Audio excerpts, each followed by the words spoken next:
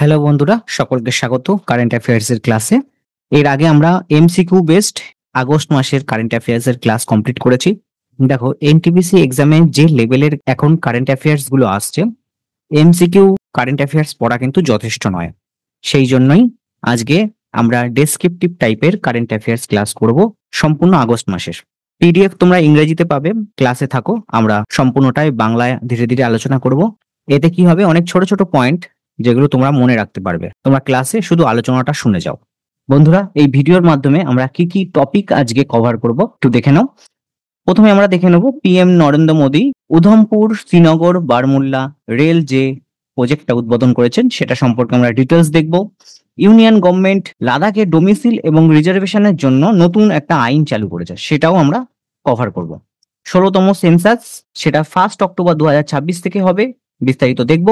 Indian population 146 কোটিতে পৌঁছে গেছে, যেটা পৃথিবীর হাইয়েস্ট পপুলেশন রিপোর্ট, সেই সম্পর্কে আমরা বিস্তারিত দেখব। চলো আমরা শুরু করি আজকে বিস্তারিত আলোচনা।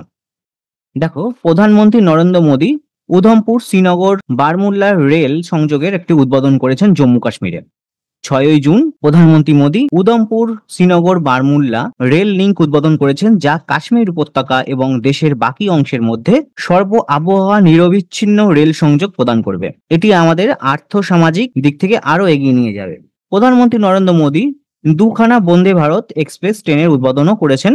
একটি শ্রী মাতা বৈষ্ণোদেবী, যেটি কাটরা থেকে শ্রীনগর যাবে, এবং অন্যটি শ্রীনগর থেকে কাটরাতে আসবে। এটি একটি ইঞ্জিনিয়ারিং এর বিস্ময় একটা প্রজেক্ট। এখানে চেনাব নদীর ওপর ইন্ডিয়ার ফার্স্ট কেবল টে ব্রিজ কিন্তু তৈরি করা হয়েছে। চেনাব নদীর ওপর বিশ্বের সর্বোচ্চ রেল সেতু এবং অঞ্জিতে ভারতের প্রথম সেতু কিন্তু এইটা। 272 কিলোমিটার দীর্ঘ উধমপুর শ্রীনগর বারমুল্লা রেল লিংক, এটি 36টি টানেলের মধ্য দিয়ে যাবে এবং 119 কিলোমিটারকে কভার করবে। 943টা সেতু দিয়ে কিন্তু তৈরি। মোট এই প্রকল্পের জন্য খরচ হয়েছে 43,780 কোটি টাকা। এবার দেখো ইম্পর্টেন্ট ইঞ্জিনিয়ারিং মার্বেলস দেখে নাও। ইঞ্জিনিয়ারিং এর যে এই অদ্ভুত কৌশল, দেখো চেনাব ব্রিজের ওপর বিশ্বের সর্বোচ্চ রেলওয়ে আর্চ ব্রিজ তৈরি করা হয়েছে, যা প্রায় 359 মিটার উঁচু এবং আইফেল টাওয়ারের থেকে 35 মিটার উঁচু। তাহলে এই যে এই ব্রিজটা যা চেনাব ব্রিজে আছে, সেটা হচ্ছে সর্বোচ্চ আর্চ রেলওয়ে ব্রিজ এবং এটা মাটি থেকে 359 মিটার উঁচুতে রয়েছে। আইফেল টাওয়ারের থেকেও 35 মিটার বেশি লম্বা এটা। এটি 1315 মিটার এবং 260 কিলোমিটার গতিবেগে বয়ে চলা বাতাসকে কিন্তু সহ্য করতে পারে। এটির জন্য খরচ হয়েছিল 1486 কোটি টাকা। প্রায় 120 বছর ধরে এই প্রজেক্টটা টিকে থাকবে, বা এই ব্রিজটা টিকে থাকার ক্ষমতা তৈরি করা হয়েছে। এবং এই যে ইঞ্জিনিয়ারিং এর যে কাঠামোগুলো তৈরি করা হয়েছে, সেটা হচ্ছে টেকলা সফটওয়্যার ইউজ করে তৈরি করা হয়েছে, যে কিনা -10 ডিগ্রি থেকে 40 ডিগ্রি তাপমাত্রাকে সহ্য করতে সক্ষম। এই স্ট্রাকচারাল স্টিলগুলো টেকলা সফটওয়্যারের মাধ্যমে কিন্তু ইউজ করা হয়েছে এবং -10 থেকে 40 ডিগ্রি তাপমাত্রা এই কাঠামোটা সহ্য করতে পারবে। এটি হওয়ার ফলে কাটরা থেকে শ্রীনগর প্রায় 3 ঘন্টা সময় কমে আসবে। কাটরা থেকে শ্রীনগরের যে যাত্রা, তার সময় 3 ঘন্টা কমে যাবে। এরপর দেখো অঞ্জি খাদ ব্রিজ, এটা হচ্ছে ভারতের প্রথম কেবল স্টেড রেলওয়ে ব্রিজ। জম্মু থেকে 80 কিলোমিটার দূরে অবস্থিত। নদীর থেকে 331 মিটার উপরে অবস্থিত এই ব্রিজ, এবং যেটা 725 মিটার জুড়ে বিস্তৃত। এই যে স্ট্রাকচারটা 96টি উচ্চ প্রসাদ সম্পন্ন কেবল দিয়ে তৈরি এবং 193 মিটার উল্টানো ওয়াই আকৃতির পাইলন ব্যবহার করে তৈরি করা হয়েছে এবং 11 মাসে এটা কমপ্লিট করা হয়েছে। এবার দেখো টানেল T50, এটা ভারতের সব থেকে দীর্ঘতম ট্রান্সপোর্টেশন টানেল। দেখো 12.77 কিলোমিটার, 12.77 কিলোমিটার কিন্তু এটা বিস্তৃত, যেটা খাড়ি থেকে সুম্বেরের মধ্যে রয়েছে। এরপর দেখো টানেল T80, যেটা পীর পাঞ্জাল টানেল নামেও পরিচিত। এটা হচ্ছে সেকেন্ড লংগেস্ট ট্রান্সপোর্টেশন টানেল ভারতের, 11.22 কিলোমিটার দীর্ঘ। এটি রয়েছে বানিহাল থেকে কাজিগুন্ডের মধ্যে। এরপর রয়েছে টানেল T44, এটা হচ্ছে থার্ড লংগেস্ট রেলওয়ে টানেল আমাদের দেশের, যেটা 11.13 কিলোমিটার বিস্তৃত। এটি রয়েছে সাওয়ালকোট থেকে সাঙ্গালদানের মধ্যে। তাহলে বন্ধুরা, আমরা দেখলাম নরেন্দ্র মোদী উধমপুর শ্রীনগর বারমুল্লা রেলের যে প্রজেক্টটা উদ্বোধন করেছেন, তার সম্পর্কে আমরা ডিটেলস দেখলাম। দুটো বন্দে ভারত ট্রেনের কথাও উদ্বোধন করা হয়েছে, যেটা কাটরা থেকে শ্রীনগর এবং শ্রীনগর থেকে কাটরা আসবে। 272 কিলোমিটার লম্বা এই ব্রিজ এবং 36টা টানেল রয়েছে, বিভিন্ন টানেল এবং ব্রিজগুলো সম্পর্কে আমরা ইনফরমেশন দেখলাম। এই প্রজেক্টটা তৈরি হতে 43,000 কোটি টাকার মতন খরচ হয়েছে। চলো আমরা এগিয়ে যাচ্ছি। এরপরে আমরা যে ডিটেলস কারেন্ট অ্যাফেয়ার্সটা দেখবো সেটা হচ্ছে ইউনিয়ন গভর্নমেন্ট একটা নতুন আইন চালু করেছে রিজার্ভেশন ল্যাঙ্গুয়েজ ফর লাদাখ, লাদাখের ভাষাগুলোকে রিজার্ভেশন করার জন্য। দেখো 3 জুন 2025 প্রেসিডেন্ট দ্রৌপদী মুর্মু লাদাখের জন্য একটি নতুন নিয়ম জারি করেছেন, যা সরকারি চাকরিতে সংরক্ষণের যে ঊর্ধ্বসীমা 50% থেকে বৃদ্ধি করে এবং স্থায়ী বসবাসের জন্য 15 বছরের বসবাসের প্রয়োজন এবং 5টি সরকারি ভাষার স্বীকৃতি এবং কাউন্সিলিং এ 1/3 রিজার্ভেশনের বিভিন্ন বিষয় কিন্তু রয়েছে এই দ্রৌপদী মুর্মুজির জারি করা নিউ রেগুলেশনে। কোনো অবস্থাতেই রিজার্ভেশন কিন্তু 85%-এর বেশি হবে না, 10% ছাড়া। ঠিক আছে, তাহলে টোটাল রিজার্ভেশন কত হলো? 85% রিজার্ভেশন আর 10% ইডব্লিউএস এর রিজার্ভেশন, টোটাল 95% রিজার্ভেশন রয়েছে কিন্তু এখন লাদাখে। এটা হচ্ছে আমাদের দেশের মধ্যে হাইয়েস্ট রিজার্ভেশন রয়েছে। 95% রিজার্ভেশন সরকারি চাকরিতে, 85% রিজার্ভেশন রইল বিভিন্ন ক্যাটাগরির জন্য আর 10% ইডব্লিউএস এর জন্য। 80% সিট কিন্তু রিজার্ভ রয়েছে শিডিউল ট্রাইব, শিডিউল কাস্ট, অন্যান্য যারা বর্ডার রেখার ধারে বসবাস করেন, মানে অ্যাকচুয়াল লাইন অফ কন্ট্রোলের ধারে বসবাস করেন, তাদের জন্য কিন্তু এই সিটগুলো রিজার্ভেশন ছিল।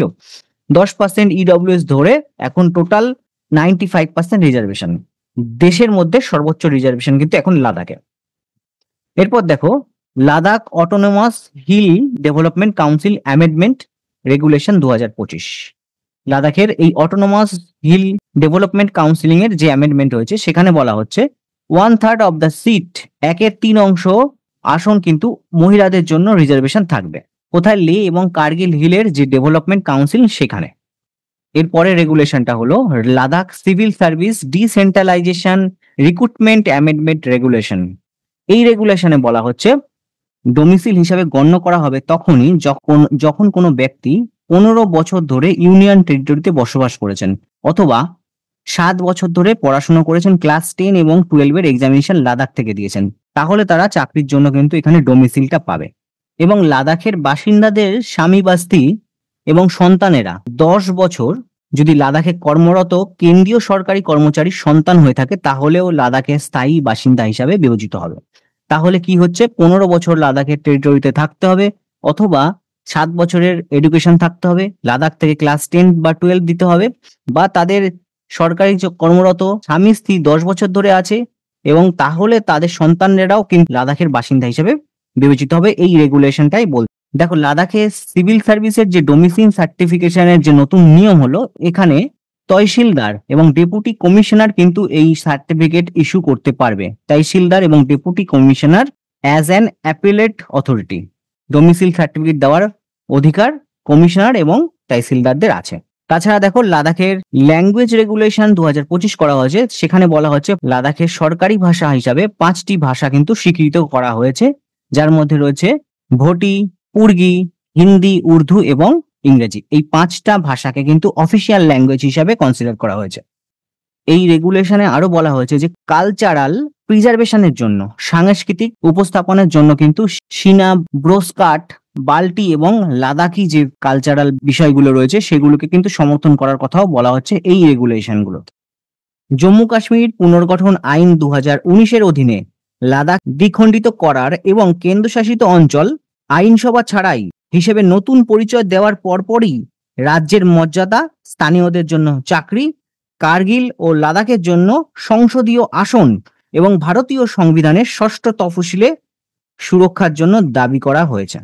2023 সালে জানুয়ারি মাসে কেন্দ্রীয় সরকারের প্রতিমন্ত্রী নিত্যানন্দ রায় এর নেতৃত্বে একটি কমিটি গঠন করা হয়েছিল, যেখানে লাদাখের অবস্থান, কৌশলগত গুরুত্ব বিবেচনা করে অন্যান্য সংস্কৃতি রক্ষার উপায় নিয়ে কিন্তু আলোচনা করা হয়েছে। 2024 সালের ফেব্রুয়ারিতে নিউ দিল্লি, লেহ এবং লাদাখের অন্যান্য অংশে কিন্তু বিক্ষোভ শুরু হয়েছিল। সোনাম ওয়াংচুক 2024 সালের অক্টোবরে অনশন শুরু করে, যা 21 অক্টোবর 2024 শেষ হয়। যখন সরকার এই বিক্ষোভের কারণে ভেঙে পড়া বাড়িগুলি পুনরায় চালু করতে সম্মত হয় 27 মে 2025, সেখানেই কিন্তু এই ডোমিসিল এবং রিজার্ভেশন পলিসি কিন্তু চালু করা হয়। তাহলে বন্ধুরা দেখে নিলে লাদাখের জন্য নতুন ডোমিসিল এবং রিজার্ভেশন পলিসি কি কি বলা হয়েছে সেটাও তোমরা বিস্তারিত দেখলে। এবার যদি তোমরা এমসিকিউ ফরম্যাটে কারেন্ট অ্যাফেয়ার্স গুলো করতে এখানে কিন্তু কয়েকটা প্রশ্নতেই কমপ্লিট হয়ে যেত, এত ডিটেলসে কিন্তু তোমরা জানতে পারতে না। এরপরে দেখো 1 অক্টোবর 2026 থেকে 2 ধাপে কিন্তু শুরু হবে 16তম আদমশুমারি। 16 সেন্সাস কিন্তু দুটো ফেজে হবে 1 অক্টোবর 2026 থেকে। 16 জুন 2025 তারিখে কেন্দ্রীয় স্বরাষ্ট্র মন্ত্রণালয় 16তম যে আদমশুমারি হবে তার জন্য একটি বিজ্ঞপ্তি জারি করেছে, যা 2টি ধাপে হওয়ার কথা রয়েছে। রেফারেন্স তারিখ হবে 2027 সালের মার্চ মাসের প্রথম দিন 00 আওয়ার। লাদাখের কেন্দ্রশাসিত অঞ্চল এবং জম্মু কাশ্মীরের কেন্দ্রশাসিত অঞ্চল এবং হিমাচল প্রদেশ উত্তরাখণ্ড রাজ্যের অসমকালীন তুষার আবদ্ধ অঞ্চলগুলোর জন্য রেফারেন্স তারিখ হবে 2026 সালের অক্টোবর মাসের প্রথম রাত, এই যে 0.00 আওয়ার। এটি হবে ভারতের প্রথম ডিজিটাল সেন্সাস। ডিজিটাল আদমশুমারি হবে ভারতের প্রথম এবং ইন মোবাইল অ্যাপ্লিকেশন ব্যবহার করে এটা হবে। স্বাধীন ভারতে প্রথমবারের মতন কিন্তু এটা হচ্ছে। তথ্য সুরক্ষা নিশ্চিত করার জন্য অত্যন্ত কঠোর তথ্য সুরক্ষা ব্যবস্থা কিন্তু রাখা হবে। এটি প্রতিষ্ঠার পর থেকে ষষ্ঠ এবং ভারতের স্বাধীনতার পর থেকে অষ্টম জাতীয় আদমশুমারি। প্রথম ধাপ হলো বাড়ির তালিকাকরণ কার্যক্রম, যেখানে প্রত্যেকটি পরিবারের আবাসন পরিস্থিতি, সম্পদ এবং সুযোগ সুবিধাগুলোকে সংগ্রহ করা হবে। দ্বিতীয় ধাপে জনসংখ্যা গণনা, প্রত্যেকটি পরিবারের জনসংখ্যা তাত্ত্বিক এবং আর্থসামাজিক এবং সাংস্কৃতিক অন্যান্য বিবরণ সংগ্রহ করবে সেকেন্ড ধাপ। এই আদমশুমারির কার্যক্রমের জন্য প্রায় 34 লক্ষ গণনাকারী, সুপারভাইজার এবং 1 থেকে 3 লক্ষ আদমশুমারি কর্মী কিন্তু নিযুক্ত করা হবে। তাহলে বন্ধুরা তোমরা দেখলে 16তম যে জাতীয় জনগণনা সেটা কিন্তু শুরু হবে 2026 সালের 1 অক্টোবর থেকে এবং দুটো ধাপে সম্পূর্ণ হবে এবং মোবাইল অ্যাপ্লিকেশন ব্যবহার করে হবে, যেটা ভারতের মধ্যে প্রথম। এরপর আমরা দেখছি ভারতের জনসংখ্যা 146.39 কোটিতে পৌঁছে গেছে। বিশ্ব জনসংখ্যার অবস্থা 2025 অনুসারে বাস্তব জাতিসংঘের জনসংখ্যা দ্বারা প্রকাশিত তহবিলের তথ্য অনুযায়ী ভারত বিশ্বের সবচেয়ে জনবহুল দেশ। 2025 সালের এপ্রিল নাগাদ ভারতের জনসংখ্যা 146.39 কোটিতে পৌঁছেছে বলে ধারণা করা হচ্ছে, যা বর্তমানের চীনের জনসংখ্যা 141.16 কোটি কেও ছাড়িয়ে গেছে। কি কি হাইলাইটস রয়েছে একবার দেখে নাও। ভারতের জনসংখ্যা এবং ভারতের জনসংখ্যার 68% জনসংখ্যা কর্মক্ষম বয়সী, যাকে বলা হয় ওয়ার্কিং এজ বলা হয়। ওয়ার্কিং এজ হলো 15 থেকে 64 বছর। ভারতে ইউথ পপুলেশন বা যুব জনসংখ্যা উল্লেখযোগ্যভাবে বৃদ্ধি পেয়েছে। জনসংখ্যার প্রায় 24% 0 থেকে 14 বছর বয়সী রয়েছে 17% এবং 0 থেকে 19 বছর বয়সী রয়েছে 26%। ঠিক আছে, এবং ভারতের যে বয়স্ক জনসংখ্যা 65 বছর বা তার বেশি বছর সেটা রয়েছে 7%। ভবিষ্যতে জন্মের সময় আয়ু বৃদ্ধির কারণে সেটা আরো বৃদ্ধি পাবে। 2025 সালে মধ্যে জন্মের সময় পুরুষদের আয়ু 71 বছর এবং মহিলাদের 74 বছর হওয়ার সম্ভাবনা রয়েছে। এগুলো কিন্তু গড় অ্যাভারেজ আয়ুর কথা বলা হচ্ছে। এবার আমরা দেখব যে ভারতের যে ফার্টিলিটি ক্রাইসিস, প্রায় 36% ভারতীয় প্রাপ্তবয়স্করা আনওয়ান্টেড প্রেগনেন্সির সম্মুখীন হন, যেখানে 30% এক বা তার বেশি সন্তান নিতে অনিচ্ছা প্রকাশ করেন এবং 23% রয়েছে একের বেশি সন্তান নিতে বাধ্য হন। আর্থিক নিরাপত্তাহীনতা, বেকারত্ব, অপর্যাপ্ত আবাসন, মানব সম্পন্ন শিশু যত্নের সীমিত সুযোগ, এই কারণগুলোর জন্য কম সন্তান ধারণের কারণ হিসাবে উল্লেখ করা হয়েছে। তাছাড়া রয়েছে জব ইনসিকিউরিটি, যেটা 21%, আবাসনের যে সীমাবদ্ধতা সেটা 22% এবং নির্ভরযোগ্য শিশুর যত্নের অভাব সেটা 18% পিতামাতাকে নাগালের বাইরে করে দিয়েছে। তাছাড়া রয়েছে স্বাস্থ্যের বাধা, health barrier like poor general wellbeing 15%, infertility rate রয়েছে 13% এবং প্রেগনেন্সি রিলেটেড কেয়ার রয়েছে 14%। এই প্রতিবেদনে আরো বলা হয়েছে যে ভবিষ্যৎ নিয়ে ক্রমবর্ধমান উদ্বেগের কারণে অনেকেই কিন্তু পিছিয়ে আসছেন এবং জলবায়ু পরিবর্তন থেকে শুরু করে রাজনৈতিক সামাজিক অস্থিতিশীলতা জন্য 19% ব্যক্তিগতভাবে থেকে বেশি সন্তান নেওয়ার জন্য শারীরিক চাপের মুখোমুখি হচ্ছেন। তাছাড়া চীনের 6.6, শ্রীলঙ্কা 7.3 এবং থাইল্যান্ড 8.3 এইসব দেশগুলোর তুলনায় ভারতের কিশোর কিশোরীদের প্রজনন হার 1000 জন মহিলার মধ্যে 14.1 জনের বেশি। কিশোর কিশোরীদের মধ্যে এই উচ্চ প্রজনন হার মাতা এবং শিশু উভয়ের জন্য স্বাস্থ্যকে কিন্তু বিপন্ন করে তোলে। শিক্ষা এবং কর্মসংস্থানের যে ফল সেটাও কিন্তু প্রভাবিত হয়। 31টি রাজ্য বা কেন্দ্রশাসিত অঞ্চলের যে ফার্টিলিটি রেট রয়েছে তার মধ্যে সবচেয়ে নিচে নেমে গেছে বিহার 3.0, মেঘালয় রয়েছে 2.9 এবং উত্তরপ্রদেশ রয়েছে 2.7 বেশিরভাগ ভারতীয়রা, তাদের মধ্যে 41% মহিলা এবং 33% পুরুষেরা বলছেন যে তাদের জন্য আদর্শ শিশুর সংখ্যা 2, যেটি কিনা most preferred number in all 14 served. 14টা দেশের মধ্যে যেগুলো সার্ভে করা হয়েছে তার মধ্যে কিন্তু এটা preferred number. For one child, একটা শিশু নেবে এরকম বলেছেন 13% মহিলা এবং 14% পুরুষ, এবং 3টে সন্তান নেওয়ার ইচ্ছা প্রকাশ করেছেন মাত্র 6% মহিলা এবং 4% পুরুষ। উন্নত শিক্ষা এবং প্রযোজন হারের স্বাস্থ্যসেবার সুযোগের কারণে ভারতের প্রযোজন হার 1970 সালে প্রতি মহিলার প্রায় 5টি শিশু থেকে 1.9 কমিয়ে আনার একটি উল্লেখযোগ্য অগ্রগতি অর্জন করেছে ভারত। দেখো এই পলিসি রেকমেন্ডেশন ফর ইন্ডিয়া, ভারতের জন্য এই নীতি কি কি জিনিস সুপারিশ করছে একবার দেখে নাও।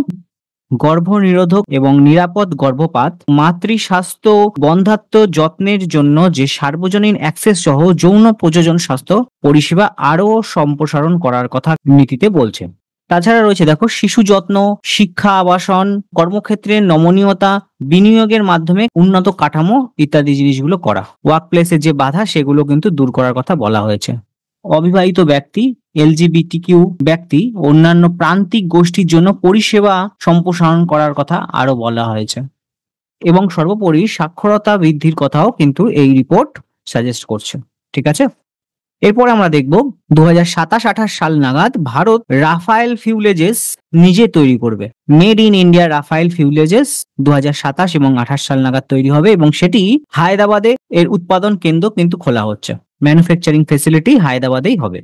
ভারত এবং অন্যান্য বিশ্ববাজারের জন্য রাফায়েল যুদ্ধ বিমান ফিউলেজেস তৈরির জন্য ড্যাসাল্ট এভিয়েশন এবং টাটা অ্যাডভান্স সিস্টেম কিন্তু একটি চুক্তি স্বাক্ষর করেছে।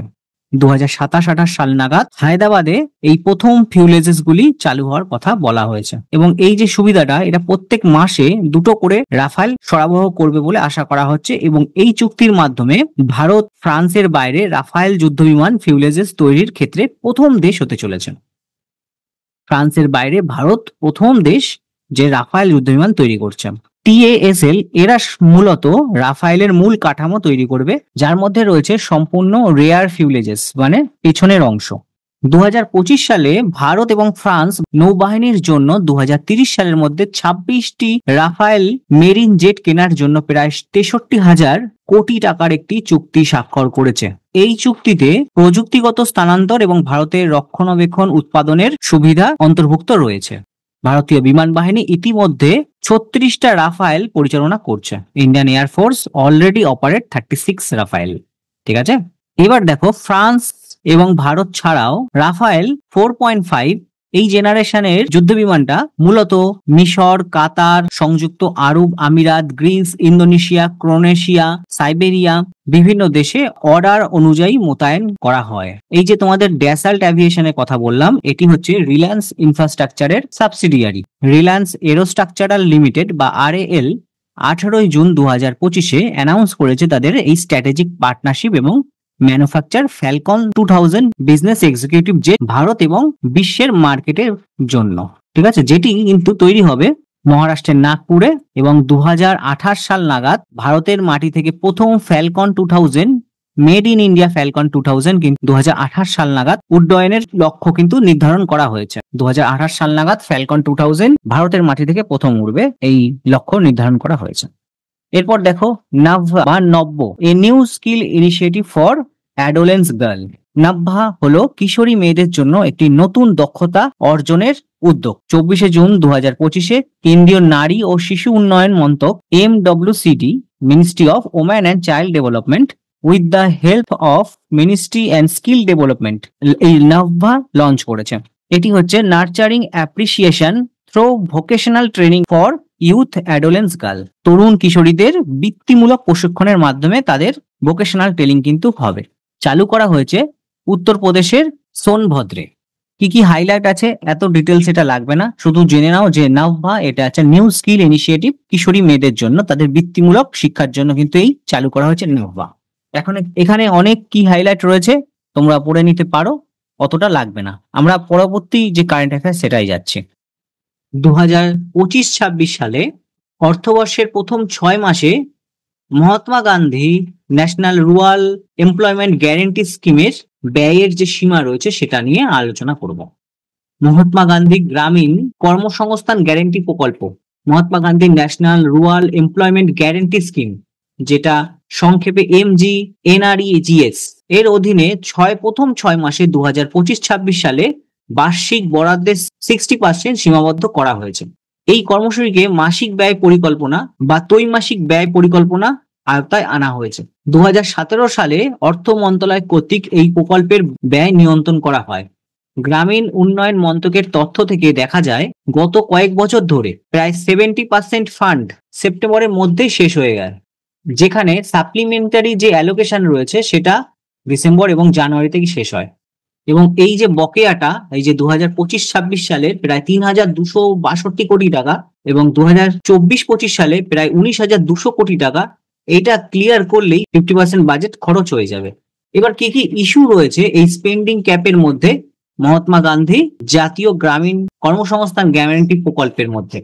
এই যে MGNREGS, এখানে এপ্রিল থেকে জুন মাসের মধ্যে কাজের চাহিদা সবচেয়ে বেশি থাকে এবং সেপ্টেম্বরে খারিফ ফসল বপনের সময় তা আবার বেড়ে যায়। 2023 সালে কম বৃষ্টিপাতের ফলে জুলাই আগস্ট মাসে স্বাভাবিকের তুলনায় 20% বেশি কাজের চাহিদা দেখা যায়। বিশেষ করে কর্ণাটকে চরম খরার কারণে 6 মাসের মধ্যে এই যে MGNREGS এর বাজেট 70% বেশি ব্যয় হয়ে যায়। এখন আমরা দেখে নেব যে MGNREG সম্পর্কে আরো বিস্তারিত তথ্য। মহাত্মা গান্ধী জাতীয় রুরাল এমপ্লয়মেন্ট গ্যারেন্টি স্কিম, এটির লক্ষ্য ছিল দেশের গ্রামীণ এলাকায় পরিবারের জীবিকা নির্বাহের নিরাপত্তা বৃদ্ধি এবং প্রত্যেকটি পরিবারের প্রাপ্তবয়স্ক সদস্যরা যাদের স্বেচ্ছায় অদক্ষ শ্রম করতে হয় তাদেরকে কমপক্ষে 100 দিনের নিশ্চিত মজুরির কর্মসংস্থান প্রদান করা এই প্রকল্পের উদ্দেশ্য ছিল। 2025-26 সালে প্রায় 86,000 কোটি টাকা অ্যালোকেট করা হয়েছিল, যা এই যে MGNREG প্রকল্পের সর্বোচ্চ বাজেট বলা হয়। 2025-26 সালে এই সর্বোচ্চ বাজেট ছিল 86,000 কোটি টাকা। 2014-15 ফিনান্সিয়াল ইয়ার থেকে 2024-25 যে ফিনান্সিয়াল ইয়ার মোট 3,029 কোটি টাকা খরচ হয়েছে, যা 2014 সালের আগের যে দশক ছিল তার থেকে 82% বেশি। এই যে মানরেগা, এই যে মহাত্মা গান্ধী নরেগার অধীনে 266টি কাজ অনুমোদিত, যার মধ্যে 150টি কৃষি সংশ্লিষ্ট বিষয় সম্পর্কিত এবং 58টি প্রাকৃতিক সম্পদ ব্যবস্থাপনার সাথে জড়িত বা ন্যাশনাল রিসোর্স ম্যানেজমেন্ট, এবং আরো 58টা গ্রামীণ কাঠামোর সাথে সম্পর্কিত ও রুরাল ইনফ্রাস্ট্রাকচারের সাথে যুক্ত। মানরেগা বা মহাত্মা গান্ধী নিগার। এখন দেখো the adoption of national electronic fund management system এবং আধার ভিত্তিক পেমেন্ট সিস্টেম, এইটা চালু হওয়ায় এই দশকে এই মানরেগা হচ্ছে ভারতের মধ্যে সব থেকে বড় ডিবিটি স্কিম। ডিবিটি হচ্ছে ডিসবার্সমেন্ট বিং ডান, সারা ভারতের মধ্যে সবচেয়ে বড় ডিবিটি স্কিমে পরিণত হয়েছে। তাছাড়া সামাজিক নিরীক্ষার ওপর বর্ধিত মনোযোগ এবং এরিয়া অফিসার অ্যাপের মাধ্যমে পরিদর্শন এবং অন্যান্য শক্তিশালী পরিকাঠামোর ফলে 2014 সালে পর কিন্তু এটা দেশের বৃহত্তম ডিবিটি স্কিমে পরিণত হয়েছে, যেটা 2014 সালের আগে এটা অনুপস্থিত ছিল। মোদী গভর্নমেন্ট আসার আগে এই মানরেগা এখানে এই 100% ইলেকট্রনিক ফান্ডের ব্যাপারটা অনুপস্থিত ছিল এবং তাছাড়া সোশ্যাল অডিট, ইন্সপেকশন ইত্যাদি ইত্যাদি বিষয়ের ফলে কিন্তু এটা দেশের সর্ববৃহৎ প্রকল্প হয়ে উঠেছে। এরপরে দেখো gig worker to grow 62 million by 2047। 2047 সালের মধ্যে গিগ কর্মী 62 মিলিয়ন বৃদ্ধি পাবে। ভিবি গিরি ন্যাশনাল লেবার ইনস্টিটিউটের একটি সমীক্ষা অনুযায়ী 2047 সালের মধ্যে ভারতে গিগ এবং প্ল্যাটফর্ম কর্মী 62 মিলিয়নে উন্নীত হবে বলে আশা করা হচ্ছে। প্রযুক্তিগত অগ্রগতি এবং শ্রমবাজারে পছন্দের পরিবর্তন এবং নমনীয়তার কাজের ব্যবস্থার ক্রমাগত প্রয়োজনীয়তার কারণে গিগ কর্মী বৃদ্ধি পাচ্ছে। এই যে মার্কেট প্রেফারেন্স, গ্রোয়িং নিড, ঠিক আছে, টেকনোলজিক্যাল যে অ্যাডভান্স গুলো রয়েছে এবং ফ্লেক্সিবল ওয়ার্ক অ্যারেঞ্জমেন্টের জন্য এই ক্রমাগত গিগ কর্মী বৃদ্ধি পাচ্ছে। এবং সমীক্ষা বলছে যে 17 বছরে গিগ কর্মীর সংখ্যা দ্বিগুণ হয়ে যাবে, যা স্বাস্থ্যসেবা, শিক্ষা, সৃজনশীলতা, পরিষেবা এবং পেশাদার পরামর্শ ইত্যাদি বিষয়ের ক্ষেত্রে সম্প্রসারিত হচ্ছে। 2047 সালের মধ্যে এটি মোট অকৃষি কর্মীর প্রায় 15% হয়ে যাবে। এই যে টোটালি নন এগ্রিকালচার ওয়ার্কারের 15% হয়ে যাবে 2047 সালের মধ্যে। হাওয়েভার, যদিও গবেষণায় আরো দেখা গেছে প্রযুক্তিগত ব্যাঘাত বা অগ্রগতি বা নিয়ন্ত্রণ বা নীতিগত পরিবর্তন অথবা অর্থনৈতিক ধাক্কার মতন বেশ কয়েকটি বাহ্যিক কারণের অধীনে গিগ কর্মী মাত্র 32.5 মিলিয়নও বৃদ্ধি পেতে পারে 2047 সাল নাগাদ। ঠিক আছে, এই কারণের জন্য 62 মিলিয়ন না হয়ে 32 মিলিয়নও হতে পারে, কমে যেতে পারে। এরপরের যে কারেন্ট অ্যাফেয়ার্স দেখো, সেটা হচ্ছে হিরিটেক platform launch to improve speed precision of disaster management agency. দুর্যোগ ব্যবস্থা যা ডিজাস্টার ম্যানেজমেন্ট এজেন্সি রয়েছে, 3টে প্রযুক্তিগত প্ল্যাটফর্ম চালু করেছে। 16 জুন 2025 ইউনিয়ন হোম মিনিস্টার বা কেন্দ্রীয় স্বরাষ্ট্রমন্ত্রী শ্রী অমিত শাহ 3টে এই টেক প্ল্যাটফর্মের উদ্বোধন করেছেন, যেটি ভারতের ডিজাস্টার ম্যানেজমেন্ট এজেন্সিকে আরো উন্নত করবে, আরো প্রিসিশন, আরো নির্ভুলতার সাথে কিন্তু কাজ করতে সাহায্য করবে। দুদিনের অ্যানুয়াল কনফারেন্সে এই 3টে প্ল্যাটফর্মের কিন্তু উদ্বোধন করা হয়েছে। এই 3টে প্ল্যাটফর্ম কি কি একবার দেখে নেব।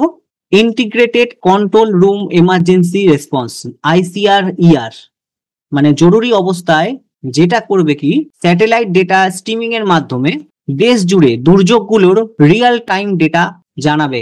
Integrated control room emergency response স্যাটেলাইটের মাধ্যমে দেশ জুড়ে যেসব দুর্যোগ স্থানগুলো সেটা রিয়েল টাইম ডেটা প্রোভাইড করবে। পরের যে প্ল্যাটফর্মটা সেটা হলো national database for emergency management light 2.0, NDEM light 2.0, এই প্ল্যাটফর্মটা চালু করেছে। এটা কি করবে, এটা দুর্যোগ মোকাবিলা বাহিনীকে সরবরাহ করবে, একটা ইউনিট হিসাবে দুর্যোগ মোকাবিলা বাহিনীকে সরবরাহ করবে NDEM লাইট 2.0। আর হচ্ছে পরের যে টেক প্ল্যাটফর্মটা সেটা হলো flood hazard zonation atlas of Assam. আসামের জন্য বন্যার যে ঝুঁকিপূর্ণ অঞ্চল সেখানে একটা প্ল্যাটফর্ম চালু করেছে।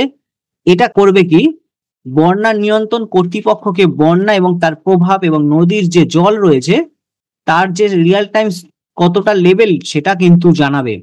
এই flood hazard zonation atlas of Assam, এরা 3টে হাইটেক প্ল্যাটফর্ম যেটা আমাদের ডিজাস্টার ম্যানেজমেন্টকে আরো নির্ভুলতার সাথে কাজ করতে সাহায্য করবে। এর পরের কারেন্ট অ্যাফেয়ার্স দেখো, supreme court make 3 years legal practice mandatory to apply judicial service. যদি জুডিশিয়াল সার্ভিসের জন্য আবেদন করতে হয় তাহলে 3 বছরের যে প্র্যাকটিস রয়েছে, লিগাল প্র্যাকটিস, সেটা ম্যান্ডেটরি করে দিল এবার সুপ্রিম কোর্ট। 2025 মে মাসের 20 তারিখে supreme court entry level judicial সার্ভিসের জন্য 3 বছরের লিগাল প্র্যাকটিস ম্যান্ডেটরি করে দিল।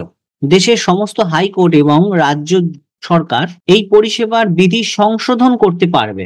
এর ফলে সিভিল জাজ জুনিয়র বিভাগ পদের পরীক্ষায় অংশগ্রহণ করতে ইচ্ছুক প্রার্থীদের কমপক্ষে 3 বছরের প্র্যাকটিস করে থাকতে হবে। Must have practice for minimum period of 3 years. ঠিক আছে, যারা সিভিল জাজ হিসাবে আবেদন করবে তাদেরকে 3 বছরের প্র্যাকটিস করে থাকতে হবে। প্রার্থীদের অবশ্যই তাদের সার্টিফিকেট শো করাতে হবে এবং সেখানে প্রফেশনাল এক্সপিরিয়েন্স দেখাতে হবে আইনজীবী হিসাবে, যেখানে তারা হাইকোর্টের অ্যাডভোকেট হিসাবে 10 বছরের প্র্যাকটিস রয়েছে সেরকম অভিজ্ঞতা কিন্তু তাদের দেখাতে হবে প্রিন্সিপাল জুডিশিয়াল অফিসারের কাছে। যে সকল হাইকোর্ট ইতিমধ্যেই সিভিল জাজের প্রসেস বা জুনিয়র ডিভিশনের প্রসেস শুরু করে দিচ্ছে তাদের জন্য কিন্তু এটা অ্যাপ্লিকেবল হবে না। এরপরে দেখো, সুপ্রিম কোর্টের একটা জাজমেন্ট রয়েছে ইনভলেন্টারি নার্কো টেস্ট। অনিচ্ছাকৃত নার্কো টেস্ট মৌলিক অধিকারকে লঙ্ঘন করে, ভায়োলেন্স দ্য ফান্ডামেন্টাল রাইট, এটা সুপ্রিম কোর্ট বলছে। অমলেশ কুমার বনাম বিহার রাজ্যের মামলায় সুপ্রিম কোর্ট রায় দিয়েছেন যে নার্কো অ্যানালিসিস কোনো ব্যক্তির সম্মতি ছাড়া করা যাবে না এবং এই ধরনের পরীক্ষার ফলাফল ফৌজদারি মামলায় দোষী সাব্যস্ত হওয়ার একমাত্র ভিত্তি হতে পারে না। 2023 সালে সুপ্রিম কোর্ট পাটনা হাইকোর্টের আদেশ বাতিল করেছে, যেখানে ইনভেস্টিগেটিং অফিসাররা সমস্ত অভিযুক্ত এবং সাক্ষীর ওপর নার্কো টেস্ট করেছিলেন একজন মহিলার নিখোঁজ সংক্রান্ত মামলার জন্য। কি কি হাইলাইট রয়েছে এই জাজমেন্টে দেখে নাও। অনিচ্ছাকৃত নার্কো টেস্ট আর্টিকেল 20 এবং 21 কে লঙ্ঘন করে, যেখানে পার্সোনাল লিবার্টি এবং সেলফ ক্রিমিনেশনের কথা বলেছে সেটাকে কিন্তু লঙ্ঘন করছে।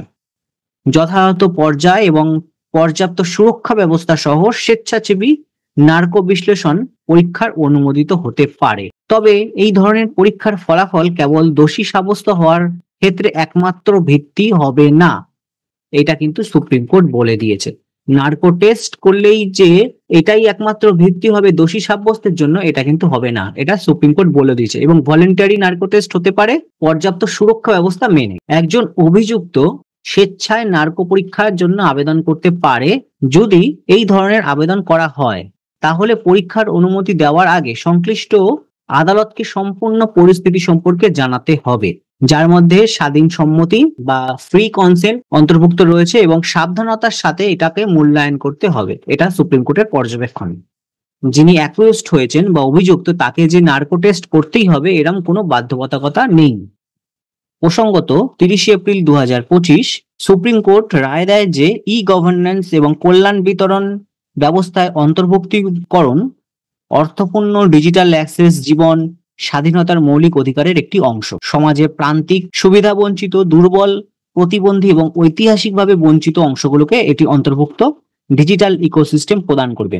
এটি রাষ্ট্রের বাধ্যতামূলক অংশ। কেওয়াইসি, নো ইওর কাস্টমার, এই প্রক্রিয়াগুলোকে আরো সহজলভ্য করার জন্য সরকারকে 20টি নির্দেশ কিন্তু দিয়েছে। ঠিক আছে, এই একটা পর্যবেক্ষণ দিলাম। সুপ্রিম কোর্ট বলেছেন যে নার্কো টেস্ট বাধ্যবাধকতা নয়। তোমরা যারা পরীক্ষার জন্য প্রিপারেশন নিচ্ছ, বিভিন্ন জাজমেন্ট থেকেও কোশ্চেন আসে, তাই ডিটেলস কারেন্ট অ্যাফেয়ার্স পড়ে রাখছি। তোমাদের পিডিএফ দেওয়া থাকবে, জাস্ট একবার করে হেডলাইন গুলো চোখ বুলিয়ে নেবে। এরপর দেখো কুজিকো বিদ্রোহী যে গ্রুপগুলো রয়েছে সেটা 7খানা ক্যাম্প তাদের সরিয়ে দেবে। এই সম্পূর্ণ জিনিসটা আমরা আলোচনা করব। দেখো, দ্বিতীয় দফায় আলোচনার পরে 16 জুন 2025 ভারত সরকারের স্বরাষ্ট্র মন্ত্রণালয় আর মণিপুরের কুজিকো বিদ্রোহী দলের মধ্যে একটা এগ্রিমেন্ট হয়, একটা চুক্তি স্বাক্ষরিত হয়েছে। এই চুক্তি অনুযায়ী মেইতেইদের এলাকায় থাকা 7খানা ক্যাম্প সরিয়ে নিয়ে যাওয়ার কথা বলা হয়েছে। সরকারের লোকেরা বলছে চুরি যাওয়া অস্ত্র ফেরত দিতে হবে, এবং অনেক দিন ধরে বন্ধ যেসব রাস্তাগুলো, যেমন ইম্ফল, জিরিবাম, শিলচর এবং দিমাপুর, ইম্ফল মোড়ে যে হাইওয়ে গুলো রয়েছে সেগুলো আবার খুলে দিতে হবে। 2023 সাল নাগাদ জাতিগত হিংসার জন্য এই রাস্তাগুলো বন্ধ ছিল। এখন দেখো, what is suspension of operation SOO। এই যে অপারেশন SOO এর যে এগ্রিমেন্ট হয়েছে সেটা কি বলছে? সেটা বলছে একটি ত্রিপাক্ষিক চুক্তি কিন্তু স্বাক্ষরিত হয়েছে 3 পক্ষের মধ্যে। 2008 সালে কেন্দ্রীয় সরকার মণিপুর এবং 25টি কুকি বিদ্রোহী দলের সাথে কিন্তু এই চুক্তি স্বাক্ষরিত হয়েছিল। এই চুক্তির উদ্দেশ্য ছিল যুদ্ধ না করে শান্তিপূর্ণ কথা বলার মাধ্যমে পথগুলো খোলা হবে, এবং এই চুক্তি 1 বছরের জন্য কিন্তু হয়েছিল। চুক্তি অনুযায়ী বিদ্রোহী দলের লোকেরা ভারতে সংবিধান, দেশের আইন এবং মণিপুরের সীমানা মেনে চলবে। তারা খারাপ কাজ যেমন জোর করে টাকা আদায়, মানুষকে কষ্ট দেওয়া, এই সবগুলো কিন্তু করবে না। বিদ্রোহীরা শুধুমাত্র নির্দিষ্ট ক্যাম্পে থাকতে পারবে, আর সেই ক্যাম্প সেটা কিন্তু সরকার ঠিক করে দেবে, সেন্ট্রাল গভর্নমেন্ট। এই দলগুলোকে শুধু ক্যাম্প পাহারা দেওয়ার জন্য অস্ত্র দেওয়া হয়েছিল, আর সরকার এদের প্রতি মাসে 5,000 টাকা করে ভাতা দিত। ক্যাম্প চালাতে সাহায্য করতো কিন্তু সরকার। কুকিজো বিদ্রোহী দল তাদের যে 7খানা ক্যাম্প সেটা সরিয়ে নেওয়ার কথা হয়েছে, এবং এই এগ্রিমেন্টটা তোমাদের কাছে বলে দিলাম। এরপর দেখো, আইটা 81 annual general meeting held in India after 42 years. 42 বছর পর ভারতে IATA এর 81তম সভা অনুষ্ঠিত হলো। আন্তর্জাতিক বিমান পরিবহন সংস্থা IATA, international air transport association, তাদের 81তম বার্ষিক সভা এবং ওয়ার্ল্ড এয়ার ট্রান্সপোর্ট সামিট 2025 সালে 1 জুন থেকে 3 জুন নিউ দিল্লির ভারত মণ্ডপমে আয়োজন করা হয়েছিল। এই অনুষ্ঠানটি ইন্ডিগো বিমান সংস্থা আয়োজন করে। এই ধরনের যে বড় সভা সেটা ভারতে আগে 42 বছর আগে হয়েছিল, যেটা 1983 সালে লাস্ট হয়েছিল। এই সভায় সারা বিশ্ব থেকে প্রায় 1600 পার্টিসিপেন্টের বেশি লোক এসেছিল, যারা বিমান পরিবহন বা অ্যাভিয়েশন ব্যবসার বড় বড় নেতা এবং সরকারি অফিসার আর আন্তর্জাতিক সাংবাদিক। কি কি আলোচনা করা হয়েছে এই 2025 সালে আমরা দেখে নেব। কি highlight of PM Narendra Modi speech. তিনি বলছেন ভারত এখন বিশ্বের 3rd লার্জেস্ট ডোমেস্টিক অ্যাভিয়েশন মার্কেটে পরিণত হয়েছে। আন্ডার UDAN স্কিম এখানে 15 মিলিয়ন প্যাসেঞ্জার এই UDAN এই স্কিমের আন্ডারে বেনিফিট হয়েছে, এবং 2030 সাল নাগাদ প্রায় 500 মিলিয়ন প্যাসেঞ্জার বছরে বিমানে ভ্রমণ করবে। বর্তমানে 240 মিলিয়ন প্যাসেঞ্জার প্রত্যেক বছর বিমান যাত্রা করে থাকে। ভারতে প্রত্যেক বছর 3.5 মিলিয়ন মেট্রিক টন মালপত্র বিমানে পরিবহন করা হয়, এবং 2030 সাল নাগাদ সেটি 10 মিলিয়নে পৌঁছে যাবে বলে আশা করা হচ্ছে। ভারতে এখনো 162টা বিমানবন্দর কিন্তু চালু আছে বা অপারেশনাল আছে। এটা আমাদের এক্সাম পয়েন্ট অফ ভিউ থেকে কিন্তু ইম্পর্টেন্ট পয়েন্ট। টোটাল 162টা অপারেশনাল এয়ারপোর্ট কিন্তু ভারতে রয়েছে। ভারতে এখনো 154টা এমআরও রয়েছে। MRO maintenance, repair and overhaul facility রয়েছে। 2030 সালের মধ্যে ভারতের এইম হলো সেটা 4 বিলিয়ন এমআরওতে পৌঁছানো। ভারতে এখনো 15% বেশি পাইলট কিন্তু ফিমেল, মহিলা 15% পাইলট রয়েছে, যা সারা বিশ্বের মধ্যে 3rd times of global average, সারা বিশ্বের তৃতীয়। দেখো ফিমেল কেবিন ক্রু এটা কিন্তু 70% রয়েছে, যা সমস্ত বিশ্বের যে গ্লোবাল অ্যাভারেজ অনুযায়ী কেবিন ক্রু সেটা 70%, এবং ভারতে সেটা কিন্তু 86%। মহিলাদের কিন্তু প্রাধান্য দেওয়া হয়েছে, সেটা কিন্তু আমাদের ভারতেই 86% রয়েছে। অন্যান্য ওয়ার্ল্ডে সেখানে 70%। আইসিএও নামে একটি আন্তর্জাতিক সংস্থা ভারতের বিমান নিরাপত্তা উন্নয়নের প্রশংসাও কিন্তু করেছে। এই কারণেই ভারত কিন্তু বিশ্ববাজারে তৃতীয় ডোমেস্টিক এয়ারপোর্ট মার্কেটে পরিণত হয়েছে। বন্ধুরা, এরপরের কারেন্ট অ্যাফেয়ার্স দেখো, India host ITU FGAINN meeting to advance AI native telecom network. Bharat AI ভিত্তিক টেলিকম নেটওয়ার্ক নিয়ে একটা বৈঠক করেছে। 2025 সালে 11 জুন দিল্লিতে একটা বড় বৈঠক হয়েছে, এবং এই বৈঠকে কৃত্রিম বুদ্ধিমত্তা বা AI নিয়ে কিভাবে টেলিকম এবং ইন্টারনেট জগৎ আরো ভালো করবে সেটা নিয়ে কিন্তু এখানে আলোচনা করা হয়েছে। কি হাইলাইটস গুলো তোমরা দেখে নাও। এটা ভারতের একটি চলমান প্রচেষ্টা, অনগোয়িং এফোর্ট, AI প্রযুক্তিকে টেলিফোন ও ইন্টারনেটের সিস্টেমে ব্যবহার করার জন্য। ভারত চাইছে 2030 সালে একটা বড় আন্তর্জাতিক সম্মেলন ITU প্লেলিনো পটেনশিয়ালি কনফারেন্স 2030 নিজের দেশে হোস্ট করতে। এছাড়াও তারা ভবিষ্যতের ITU পরিষদে 2027 এবং 31 এখানে কিন্তু ভারত সদস্য হতে চাইছে, বা ভারত একটা নমিনেশন দিয়েছে। মিসেস এম রিভাতি, উনি হলেন প্রথম মহিলা এবং প্রথম regional candidate for director of ITU radio communication bureau 2027-30।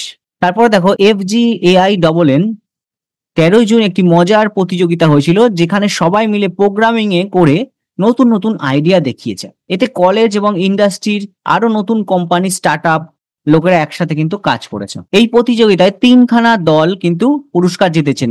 Team slice minds এইটা কিন্তু প্রথম পদক জিতেছেন, এবং টিম SNR এরা সেকেন্ড পজিশনে পেয়েছেন, এবং টিম নাও ইট স্টার্টেড এরা 3rd পজিশন কিন্তু পেয়েছেন।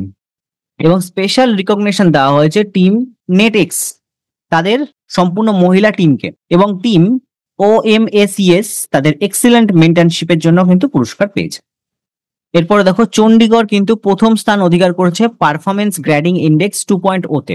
ইউনিয়ন মিনিস্ট্রি অফ এডুকেশন যে পারফরমেন্স গ্রেডিং ইন্ডেক্স 2.0 রিলিজ করেছেন, সেখানে 2022-23, 23-24 সালে কিন্তু চণ্ডীগড় টপ ইন্ডেক্সে রয়েছে। চণ্ডীগড় কিন্তু প্রথম স্থানে রয়েছে। এই নিয়ে কনজিকিউটিভলি তৃতীয় বছর চণ্ডীগড়ের র্যাঙ্ক হয়েছে 703, টপ পজিশন কিন্তু হোল্ড করেছে।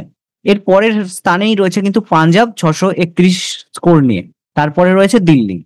এই যে পারফরমেন্স গ্রেডিং ইন্ডেক্স বা PGI 2.0 এটা হচ্ছে 1000 পয়েন্টের ভিত্তিতে দেওয়া হয়, এবং 73 ইন্ডিকেটর রয়েছে। এটার মধ্যে দুটো ক্যাটাগরিতে ভাগ করা রয়েছে, আউটকামস, গভর্নেন্স, ম্যানেজমেন্ট, এইসব ক্যাটাগরিতে কিন্তু এখানে দেওয়া হয়।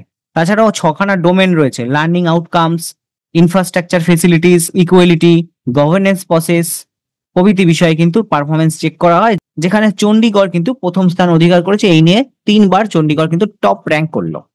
এরপরে দেখো QS ওয়ার্ল্ড ইউনিভার্সিটি র্যাঙ্কিং এ 2026-এ IIT দিল্লি হাইয়েস্ট পজিশনে রয়েছে।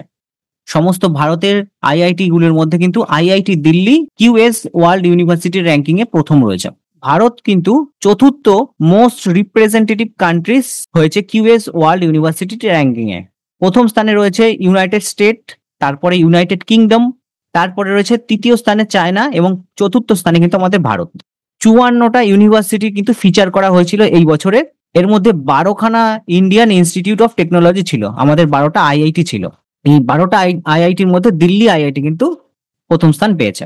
আগের বছরের থেকে 48% বেশি ইমপ্রুভ হয়েছে আমাদের IIT গুলো। 6খানা আইআইটি কিন্তু ফিচার হয়েছে গ্লোবাল টপ 250 আইআইটির মধ্যে, সমস্ত বিশ্বব্যাপী 250টা ইউনিভার্সিটির মধ্যে। এবং আইআইটি দিল্লি প্রথম স্থান অধিকার করছে ভারতের মধ্য থেকে, এবং গ্লোবালি এটা 123 র্যাঙ্ক করেছে। আগে র্যাঙ্ক ছিল 150, সেটা কিন্তু 150 থেকে র্যাঙ্ক এগিয়ে 123 র্যাঙ্ক করেছে, ঠিক আছে। এবং আইআইটি মাদ্রাস এরা কিন্তু বিগ জাম্প করেছে। আগে এদের র্যাঙ্ক ছিল 227, এখন 47 স্থানে কিন্তু চলে এসেছে আইআইটি মাদ্রাস। র্যাঙ্ক জাম্প করেছে, খুব উন্নতি করেছে কিন্তু আইআইটি মাদ্রাস। টোটাল ভারতের 12খানা আইআইটি কে ফিচার করা হয়েছিল, এবং 5টা আইআইটি কিন্তু 100টা এমপ্লয়ার রেপুটেশনের মধ্যে স্থান পেয়েছে। 5টা আইআইটি, এই 5টা আইআইটির নাম তোমরা দেখে নাও। Indian Institute of Technology Delhi, যেটা বললাম গ্লোবাল র্যাঙ্ক হচ্ছে 123 2026-এ, এবং 2025-এ র্যাঙ্ক হয়েছিল 150। র্যাঙ্ক কিন্তু ইমপ্রুভ করেছে আইআইটি দিল্লি। তারপরে আইআইটি বোম্বে 2025-এ র্যাঙ্ক ছিল 118, এখন 2026-এ 129। আইআইটি মাদ্রাস যেটা কিন্তু বেশি মাত্রায় র্যাঙ্ক জাম্প করেছে, আগে ছিল 227, এখন র্যাঙ্কে এসেছে 180। গ্লোবালি পজিশন বলছে কিন্তু। আইআইটি খড়গপুর আগে 222, এখন 215। এইবার আইআইটি ব্যাঙ্গালোর, আগে র্যাঙ্ক ছিল 211, এখন পড়ে গেছে র্যাঙ্ক 219-এ চলে এসছে আইআইটি ব্যাঙ্গালোর। র্যাঙ্কগুলো তোমাদের কাছে বলে দিলাম, তোমাদের মনে রাখার মধ্যে মনে রাখবে যে আইআইটি দিল্লি কিন্তু কিউএস ওয়ার্ল্ড ইউনিভার্সিটি র্যাঙ্কিং এ প্রথম স্থান অধিকার করেছে। এরপরে দেখো আমরা হেডলাইন গুলো পড়ে শেষ করব, কারণ ভিডিও যথেষ্ট লম্বা হয়ে গেছে। Centre form high level committee to probe Air India plane crash. Air India যে প্লেন ক্র্যাশ হলো তার জন্য হাই লেভেল একটা কমিটির গঠন করা হয়েছে, বিস্তারিত রয়েছে, তোমরা একবার পিডিএফটা দেখে নেবে। আর ভারত জেন কিন্তু একটা লঞ্চ করছে ভারত জেন সামিট। আর ভারত ফোরকাস্টিং সিস্টেম এটা ডেভেলপ হয়েছে আইআইটিএম দ্বারা, ঠিক আছে। এটা লঞ্চ করা হয়েছে ভারত ফোরকাস্টিং সিস্টেম, এটা ইম্পর্টেন্ট। এনটিপিসি যেভাবে টার্গেট করছে এই জিনিসগুলো কিন্তু মনে রাখবে। ভারত ফোরকাস্টিং সিস্টেম এটা আগস্ট মাসের এমসিকিউ বেসড কারেন্ট অ্যাফেয়ার্স এর মধ্যেও কিন্তু আমি দিয়ে দিয়েছি। তাছাড়া দেখো new flowering plant species discover in আরাবল্লী hill, আরাবল্লী পর্বতে নতুন ফ্লাওয়ারিং একটা প্ল্যান্ট স্পিসিস পাওয়া গেছে, সেই নিয়ে বিস্তারিত রয়েছে, দেখে নেবে। এইখানে কিন্তু আমি শেষ করছি। আগস্ট মাসের প্রতিযোগিতা দর্পণে নেশন সেকশনে যে কটা বিস্তারিত কারেন্ট অ্যাফেয়ার্স ছিল সেটা তোমাদের কাছে বাংলায় আলোচনা করলাম। ভিডিওটি যদি তোমাদের পরীক্ষা প্রস্তুতিতে একটু হেল্প করে থাকে, অবশ্যই লাইক, সাবস্ক্রাইব এবং বন্ধুদের মধ্যে শেয়ার করে দেবে। এই ধরনের ভিডিও পেতে চ্যানেলের সাথে যুক্ত থাকবে। ধন্যবাদ, সকলে ভালো থেকো।